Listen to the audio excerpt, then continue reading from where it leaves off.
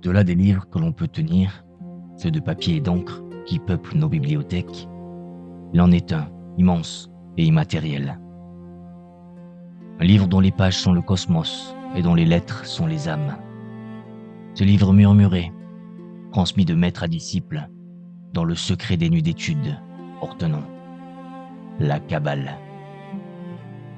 Aujourd'hui, je vous invite à feuilleter avec moi ce livre invisible. Car la Kabbale, avant d'être une doctrine, est une expérience. Ce mot, en lui-même, est une clé. Il signifie réception, signifie transmission.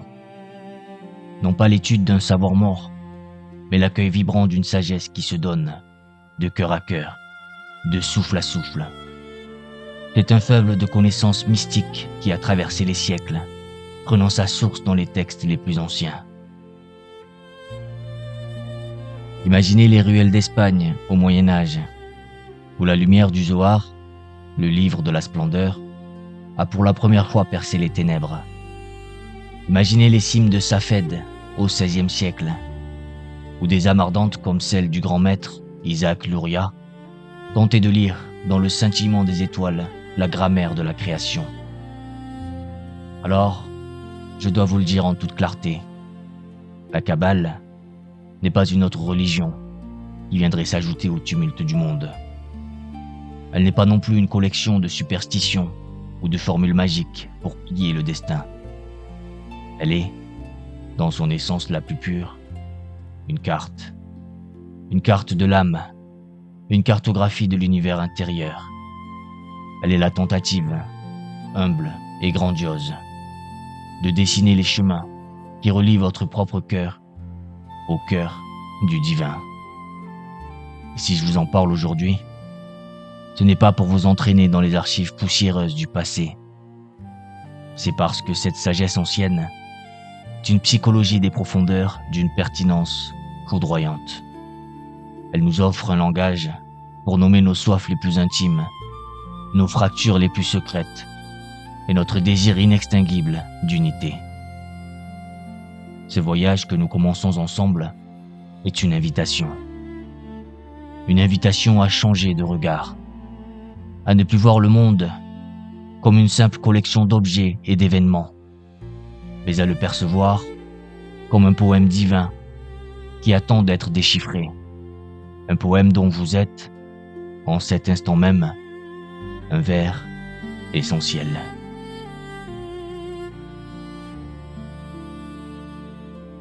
On nous a souvent parlé de la création comme d'une grande explosion de lumière, comme d'un commandement divin qui aurait empli le vide. Mais la Kabbale nous invite à un voyage plus profond, à un instant avant le premier instant. Elle nous demande d'imaginer ce qui était avant que le monde ne soit le monde. Et ce qui était, c'est l'Ein Sof, la lumière infinie.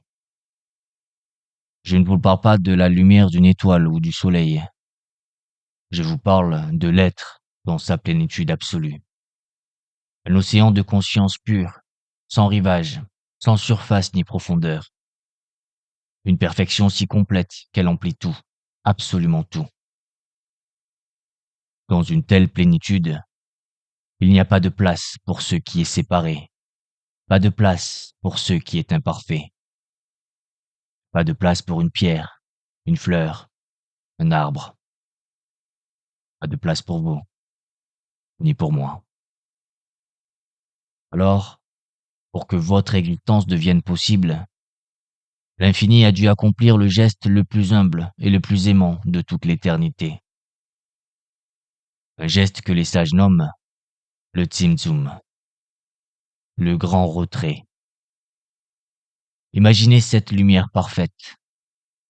Pour que le monde puisse naître, elle a dû, par un acte de pure grâce, se retirer d'une partie d'elle-même.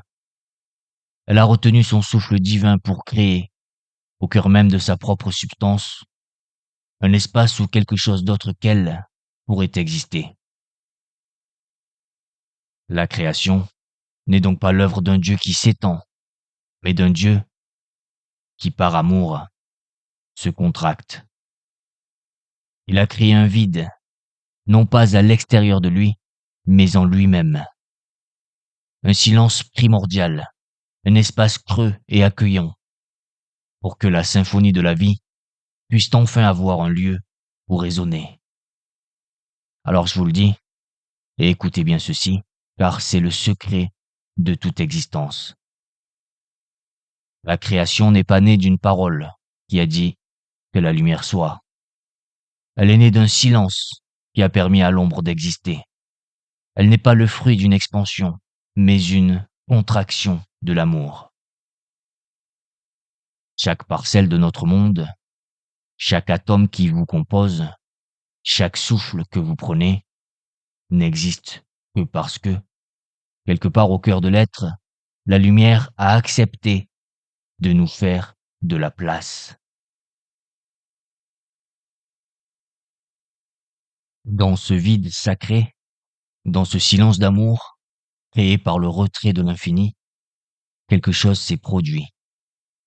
Un unique fil de lumière, un premier trait de conscience divine a pénétré cet espace.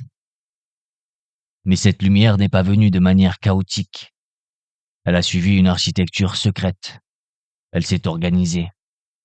Elle s'est structurée en 10 pulsations, 10 qualités divines, 10 visages de l'être que les sages nomment les séphirotes. Et l'ensemble de ces séphirotes dessine ce que l'on appelle l'arbre de vie.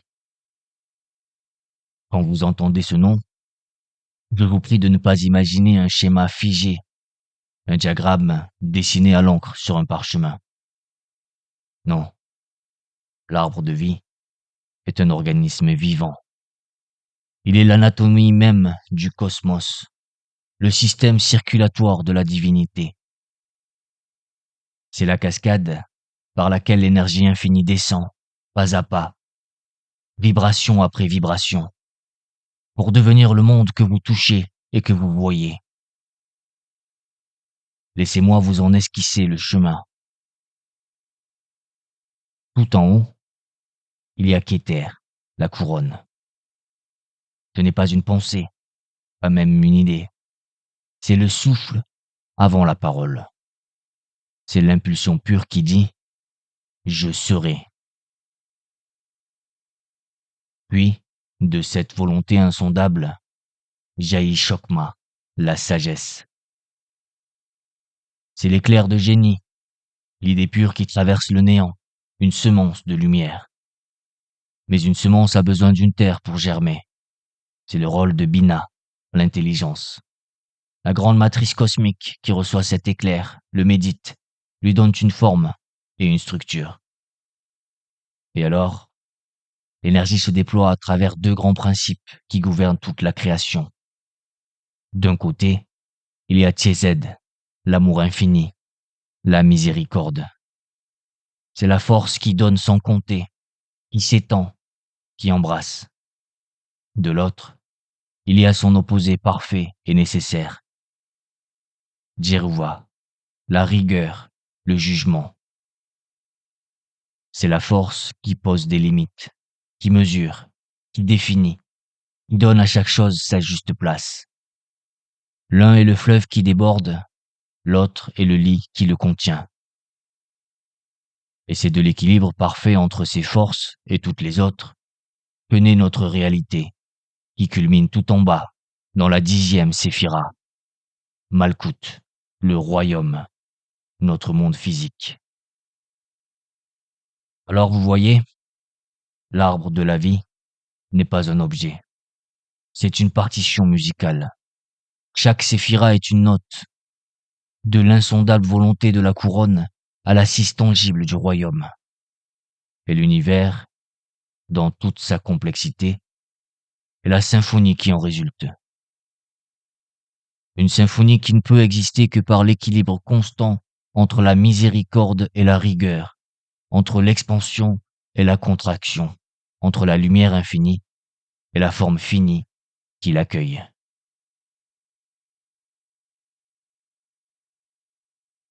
Nous avons contemplé l'architecture parfaite de l'arbre de vie, cette symphonie divine, où tout semblait être à sa juste place. Et pourtant, je dois vous confier un secret douloureux et magnifique qui explique la fêlure que nous sentons tous au cœur du monde. Ce plan était parfait, mais il était aussi infiniment fragile. Souvenez-vous de cette lumière originelle, ce rayon de l'infini qui a traversé le vide. Cette lumière était trop pure, trop intense, trop absolue pour les réceptacles qu'elle devait remplir. Les séphirotes inférieures, ces vases de la création, n'étaient que de simples coupes d'argile face à la puissance d'un océan. Et alors, l'impensable se produisit. Sous la pression de cette sainteté insoutenable, les vases ne purent la contenir. Ils se brisèrent. Ils volèrent en éclats dans un fracas silencieux qui résonne encore dans chaque recoin de l'univers. C'est le grand cataclysme cosmique que les sages nomment Chevirat Hakelim, la brisure des vases. Dans cette brisure, la lumière ne s'est pas éteinte, mais elle s'est fragmentée. Une pluie d'étincelles divines, les Nitzotzot, fut projetée dans le vide. Et ces étincelles sont tombées, elles sont descendues loin, très loin de leur source, pour se retrouver prisonnières de la matière en exil. Chaque étincelle s'est retrouvée enveloppée dans une écorce, une coquille vide, que l'on nomme les clipotes. Depuis cet instant, tout ce qui existe est un mélange de lumière et d'ombre. Chaque peine que vous ressentez, chaque sentiment de manque, chaque injustice qui déchire le monde, n'est que l'écho de cette brisure originelle. Mais écoutez bien ceci, car c'est ici que le désespoir se change en espoir. Les étincelles de l'âme du monde furent dispersées comme une poussière d'or dans les ténèbres de la matière. Et depuis ce jour, chaque chose, chaque être, chaque fragment de notre réalité matérielle, cette sable devant vous, cet arbre par la fenêtre, la tristesse dans un regard, la joie dans un rire, et oui, même les battements de votre propre cœur, contient, caché en son sein, une parcelle de cette lumière exilée. Une étincelle qui n'aspire qu'à une seule chose, être libérée et retrouver enfin sa source. Face à ce monde brisé, face à cette poussière de lumière exilée dans la matière, une question immense se pose. Que faire? Sommes-nous condamnés à vivre parmi les ruines de cette catastrophe cosmique? Et c'est ici, dans cette question, que la Kabbale murmure une réponse d'une beauté vertigineuse. Elle dit que celui qui peut rassembler la lumière, celui qui peut guérir la fêlure du monde, c'est vous. Votre existence n'est pas un accident. Le but de votre vie n'est pas simplement de traverser le temps, de subir les épreuves et de chercher le bonheur. Votre but est infiniment plus grand. Vous êtes ici pour réparer. Cette mission sublime porte un nom, Tikkun Olam, la réparation du monde. Et comment s'accomplit cette réparation? Non par des miracles grandioses ou des rituels complexes. Non. Elle s'accomplit dans la trame même de votre quotidien. Elle s'accomplit par la conscience que vous mettez dans vos gestes les plus simples. Chaque parole de réconfort que vous offrez à une âme en peine. Chaque acte de bonté désintéressé. Le pain que vous partagez. La main que vous tendez sans rien attendre en retour. À chacun de ces instants, vous faites bien plus que ce que vous croyez. Vous vous baissez, métaphoriquement, vous ramassez une de ces étincelles perdues. Et par la pureté de votre intention, vous la libérez. Vous l'aidez à remonter vers sa source, à retrouver sa demeure de lumière. La Kabbale nous offre ainsi la plus grande des responsabilités et la plus grande des dignités. Elle vous dit ceci. Vous n'êtes pas un simple spectateur de l'univers, venu contempler sa beauté et ses drames. Vous en êtes l'artisan essentiel. Chaque acte de justice que vous posez, chaque parole de vérité que vous osez prononcer, c'est un fil d'or que vous retissez dans la grande tapisserie déchirée de la création.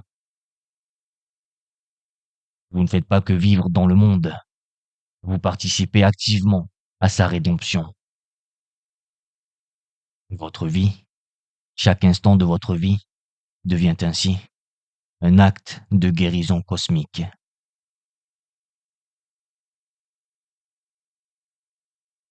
Nous pensons que les mots sont nos serviteurs, des outils que nous utilisons pour nommer le monde. Mais si je vous disais que pour les sages de la Kabbale, les mots sont, en vérité, les architectes silencieux de tout ce qui est. Pour eux, les 22 lettres de l'alphabet hébreu ne sont pas de simples signes tracés à l'encre sur une page. Elles sont des forces vivantes. Elles sont les 22 vibrations primordiales, les briques fondamentales de la réalité. C'est l'alphabet de feu avec lequel le divin a écrit le poème du monde. Chaque lettre est un canal par lequel l'énergie créatrice s'écoule. Mais comment lire ce langage caché? Comment percevoir les liens secrets tissés entre les choses? Il existe une discipline pour cela, une clé que l'on nomme la gématria. Le principe en est d'une grande simplicité. Chaque lettre hébraïque possède une valeur numérique. Ce n'est pas un jeu pour esprits curieux ou un simple code à déchiffrer. C'est une manière d'écouter la musique secrète qui relie toutes choses entre elles. Laissez-moi vous offrir une de ces clés, une seule, pour que vous puissiez sentir la profondeur de ce mystère. Prenez le mot hébreu Ahava. Il signifie l'amour. Calculez la valeur de ces lettres et vous obtenez le nombre 13. Maintenant, prenez un autre mot.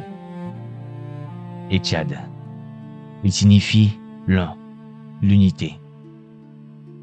Calculez la valeur de ces lettres et vous obtenez, là encore, le nombre 13. La valeur numérique est identique. Le message caché, qui a toujours été là, attendant d'être lu, est d'une poésie vertigineuse. Il nous dit que la nature profonde de l'unité divine est l'amour, et que l'amour véritable mène inévitablement à l'unité. Vous voyez, la langue elle-même contient la clé de sa propre sagesse.